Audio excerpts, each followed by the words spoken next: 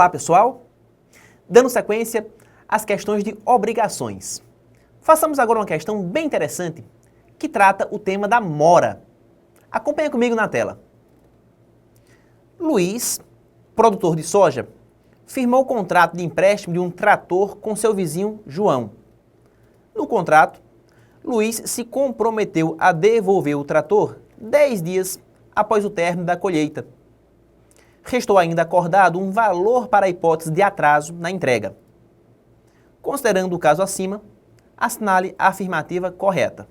Uma questão simples, que envolve duas pessoas, Luiz e seu vizinho João, em que uma delas, Luiz, está usando o trator emprestado do outro, do João, e deve devolver esse trator após 10 dias contados do término da colheita.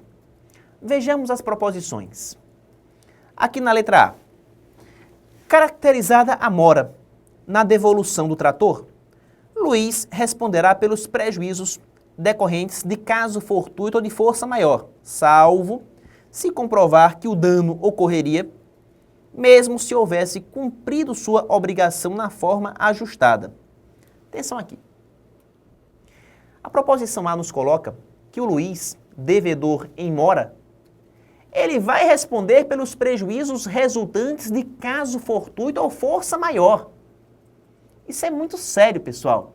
Está se querendo responsabilizar o devedor moroso por prejuízos que não provieram da sua culpa, e sim de caso fortuito ou força maior. Eu vou lhe dar um exemplo. Imagina que Luiz deve entregar o trator em 10 dias. Não entrega. Lá pelo 12º dia, cai um raio em cima do galpão onde se encontra guardado o trator. Esse raio provoca um incêndio. E o incêndio destrói o trator. Percebam. O que foi que provocou a destruição do trator, hein, pessoal? Talvez você que me assiste deve estar pensando, um incêndio. O que destruiu o trator foi o incêndio. Foi não. Na verdade, se você parar para pensar, o que realmente veio a destruir aquele trator foi a mora, foi o atraso. Porque se Luiz tivesse entregue o trator dentro do prazo ajustado, o trator estaria com o seu proprietário, com o João, e, consequentemente, não teria sido destruído. Estão percebendo? O que, na verdade, veio a destruir o trator foi a mora de Luiz, e não o incêndio. É por esse motivo, por essa razão, que o Código Civil, em seu artigo 399, ele coloca que o devedor em mora responde pela impossibilidade da prestação, ainda que decorrente de caso fortuito ou força maior. Isso é muito importante. O devedor em mora responde pela impossibilidade da prestação, ainda que decorrente de caso fortuito ou força maior. Entretanto, se ficar comprovado que o dano teria ocorrido, ainda que a prestação tivesse sido oportunamente desempenhada, ou seja, de toda sorte, aquele dano aconteceria. Nesse caso, o devedor deixa de incorrer em responsabilidade civil. Como assim? Imagina que ao invés de um incêndio provocado por um raio, tenha havido um tsunami que assolou toda aquela região, que destruiu tanto a propriedade de Luiz como a de João, o vizinho. O tsunami inutilizou todos os bens, todos os pertences existentes nos imóveis de Luiz e de João. Ou seja, mesmo que Luiz tivesse entregue o trator para João, o trator teria sido destruído de todo jeito, porque o tsunami também atingiu a propriedade de João. Estão percebendo? Então, nesse caso específico, em que o dano aconteceria ainda que a prestação fosse oportunamente desempenhada, não haverá responsabilidade civil. É o que reza o artigo 399 do Código. Portanto, correta a proposição A. É só marcar. Passemos à alternativa B. Por se tratar de hipótese de mora pendente, é indispensável a interpelação judicial ou extrajudicial para que João constitua Luiz em mora? Na verdade, não é. Percebam que a questão fala em prazo. Luiz terá 10 dias contados do término da colheita para devolver o trator a João. Ora, se existe um prazo acordado para a entrega, o só fato desse prazo transcorrer já caracteriza a mora. Está lá no artigo 397 do Código Civil. De acordo com 397, o inadimplemento de obrigação positiva e líquida no seu termo de vencimento já constitui de pleno direito o devedor em mora. O inadimplemento de obrigação positiva e líquida no seu termo de vencimento já constitui de pleno direito o devedor em mora. Portanto, desnecessária qualquer interpelação. Falsa a proposição B. Passemos à letra C. Luiz, ainda que agindo dolosamente, não terá responsabilidade pela conservação do trator, na hipótese de João recusar-se a receber o bem na data ajustada. Aqui é outro problema. João está se recusando a receber o bem. O que é que Luiz deve fazer, pessoal? Luiz deve propor ação de consignação em pagamento. Ele vai propor o depósito judicial do trator, ação de consignação em pagamento. Esse é o remédio que deve ser utilizado pelo devedor que quer pagar diante da recusa do seu credor em receber. O que não pode é Luiz dolosamente destruir o trator. Ah, não quer receber não? Vou tacar fogo. Não existe isso. A ideia é que se o devedor agir com dolo, obviamente, ele terá responsabilidade civil. É o que destaca o artigo 400 do Código. Artigo 400. Por isto, falsa a proposição C. Vejamos agora a letra D. Não caracteriza mora a hipótese de João se recusar a receber o trator na data avançada, para não comprometer o espaço físico do seu galpão, vez que é necessária a comprovação de sua culpa e a ausência de justo motivo. Gente, ao lado da mora do devedor, nós temos também a mora do credor, que se recusa a receber. Então, se o credor se recusar a receber o bem, ele, credor, está em mora. É o que destaca o artigo 394. Então, a mora tanto pode ser do devedor, quando não paga, como do credor, quando se recusa a receber. E a mora do credor, sob esse aspecto, independe de culpa. Mesmo sem culpa, o credor incorrerá em mora pelo simples fato de ter se recusado a receber o objeto.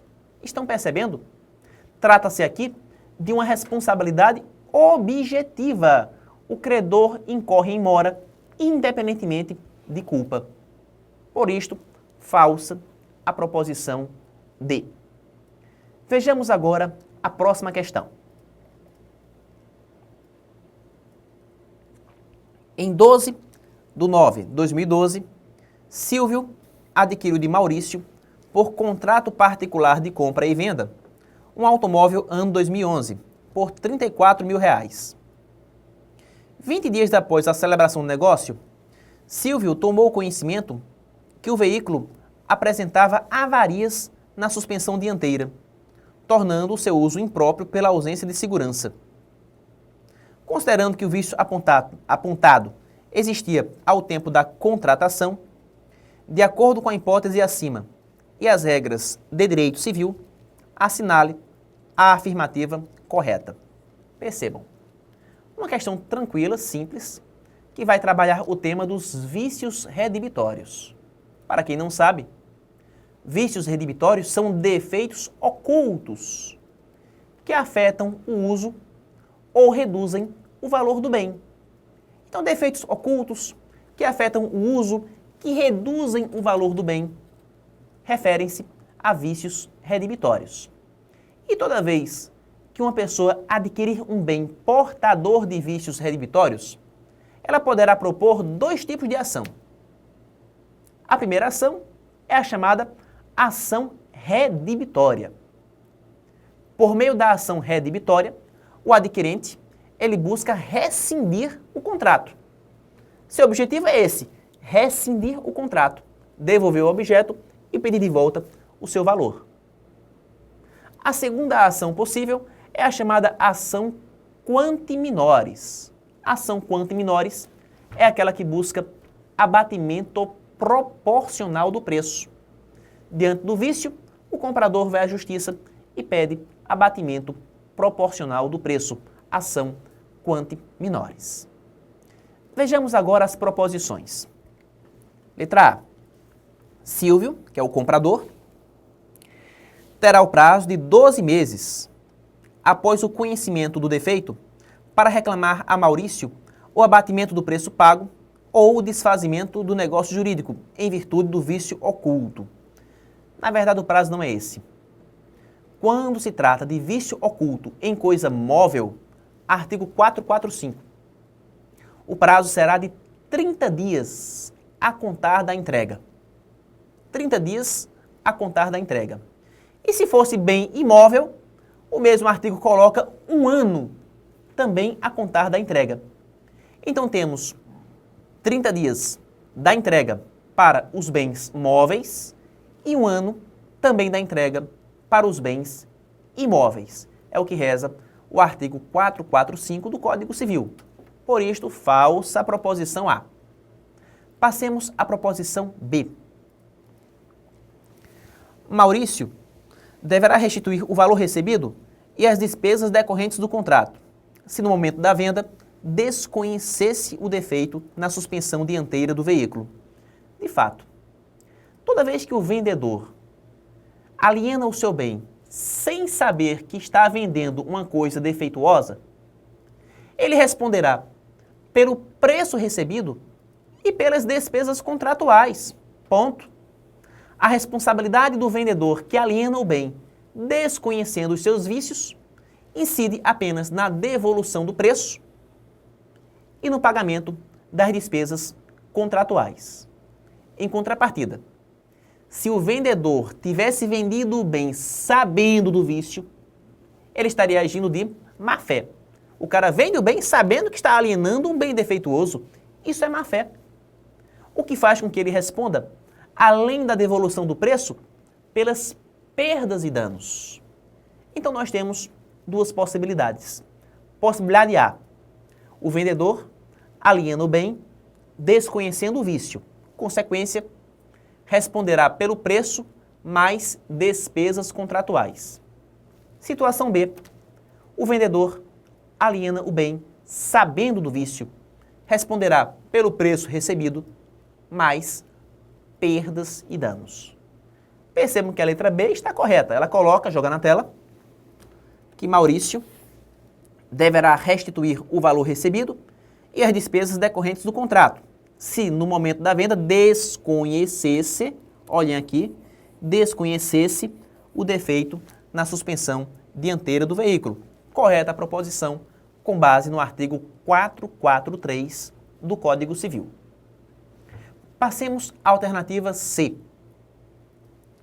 Caso Silvio e Maurício estabeleçam no contrato cláusula de garantia pelo prazo de 90 dias, o prazo decadencial legal para reclamação do vício oculto correrá independentemente do prazo da garantia estipulada. Temos aqui a chamada garantia estendida. Percebam, o Código Civil, para bens móveis, ele confere prazo de 30 dias. Só que Silvio e Maurício colocaram lá no contrato uma garantia estendida a 90. 90 dias de garantia. Que maravilha. O que aconteceria no dia em que essa garantia terminasse? Terminou a garantia, o que é que acontece? Acaba a cobertura? Não. Na hora em que a garantia expira, começa a correr o prazo legal. O prazo legal, ele estava hibernando, adormecido durante a vigência da garantia.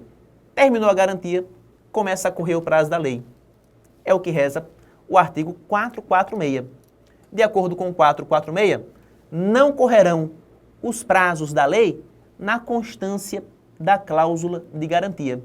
Logo, apenas após a expiração da garantia é que o prazo legal começará o seu curso.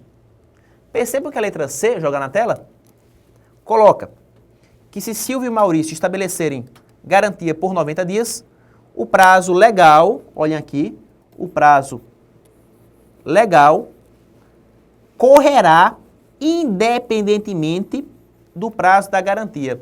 Falso. O prazo legal só começa a correr depois que a garantia expirar. Equivocada a proposição C. Por fim, vejamos a letra D. Caso Silvio e Maurício tenham inserido no contrato de compra e venda cláusula que exclui a responsabilidade de Maurício pelo vício oculto, persistirá a irresponsabilidade de Maurício, mesmo que este tenha agido com dolo positivo. Gente, se o Maurício age com dolo, ou seja, se ele age com a intenção de enganar, não tem cláusula contratual no mundo que afaste a sua responsabilidade. Por quê? Porque o contrato em si é inválido. O dolo anula o negócio jurídico. Estão percebendo? Então é muito cômodo o cara colocar no contrato que não responderá pelos vícios quando ele próprio sabe do vício, quando ele próprio tem conhecimento de que o vício existe. Ora, o fato dele agir de má fé, agir dolosamente, invalida a cláusula contratual, o que faz com que, portanto, ele deva responder sim pelos prejuízos causados. Equivocada a proposição D. Passemos à próxima questão. Uma questãozinha sobre evicção. Olha lá. José celebrou com Maria um contrato de compra e venda de imóvel no valor de R$100 mil, quantia paga à vista, ficando ajustada entre as partes a exclusão da responsabilidade do alienante pela evicção. A respeito desse caso, vindo o adquirente a perder o bem em decorrência de decisão judicial favorável a terceiro, assinale a afirmativa correta. Primeiramente, o que se deve entender por evicção? Evicção nada mais é do que a perda judicial do bem em favor do seu legítimo proprietário. Perda judicial do bem em favor do seu legítimo proprietário. Então, se, por exemplo, José invade um imóvel e, após invadir, ele falsifica a documentação e vende o imóvel para Maria, que compra de boa fé, obviamente que o proprietário desse imóvel pode reivindicar o mesmo de Maria. É lógico que pode. Todo proprietário pode buscar o seu bem em mãos de terceiros. E na hora que o proprietário reivindica o bem, Maria sofre evicção. Maria sofre sua perda judicial. Então José vendeu para Maria um imóvel invadido e Maria, ao ser acionada pelo proprietário deste imóvel, ela vai sofrer a sua perda judicial. Ela vai sofrer evicção. Perfeito.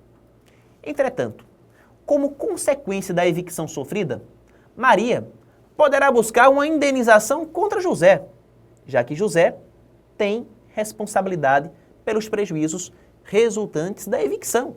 A ideia é essa. Aquele que vende terá a obrigação de fazer boa a coisa vendida. Consequentemente, se o adquirente sofre evicção, cabe ao vendedor, ao alienante, ressarcir os prejuízos que este veio a sofrer. Vejamos as proposições. Letra A. Tal cláusula, que exonera o alienante da responsabilidade pela evicção, é vedada pelo ordenamento jurídico brasileiro. Que cláusula? Observem aqui no começo. Eles colocaram que ficou ajustada entre as partes a exclusão da responsabilidade do alienante pela evicção. Percebam. José vende para Maria e coloca no contrato que não responderá em caso de evicção. Aí eu pergunto a você que me assiste, essa cláusula tem validade jurídica? Tem. de acordo com o artigo 448 do Código Civil, 448, podem as partes, por cláusula expressa, reforçar, diminuir ou excluir a responsabilidade pela evicção.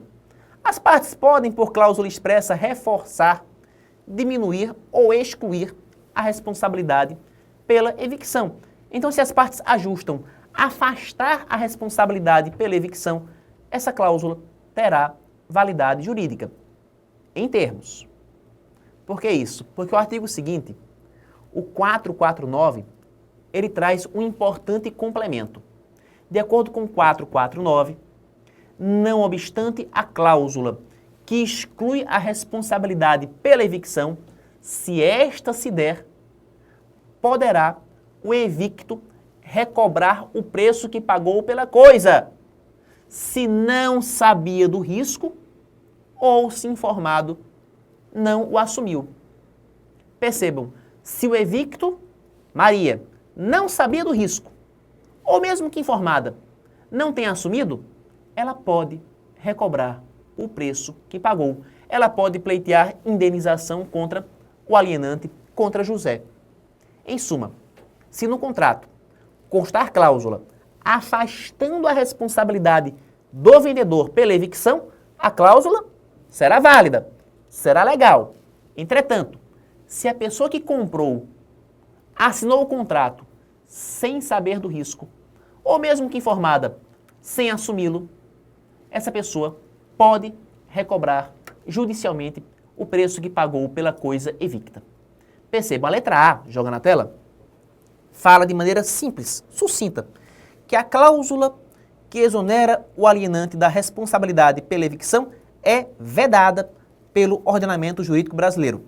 Na verdade, essa cláusula é aceita. A cláusula pode ser colocada no contrato, mas desde que o adquirente tenha ciência do risco. Porque se ele não sabia do risco, ou mesmo que informado não assumiu, ele pode recuperar o preço que pagou pela coisa evicta. Falsa, portanto, a proposição A. Passemos à letra B. Não obstante, a cláusula de exclusão da responsabilidade pela evicção, olha lá, se Maria não sabia do risco ou dele informada não assumiu, deve José restituir o valor que recebeu pelo bem imóvel. Resposta correta.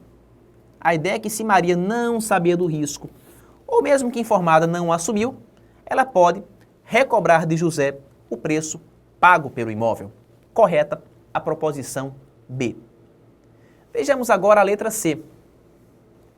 Não obstante a cláusula de exclusão da responsabilidade pela evicção, Maria, desconhecendo o risco, terá direito à dobra do valor pago, a título de indenização pelos prejuízos dela resultantes.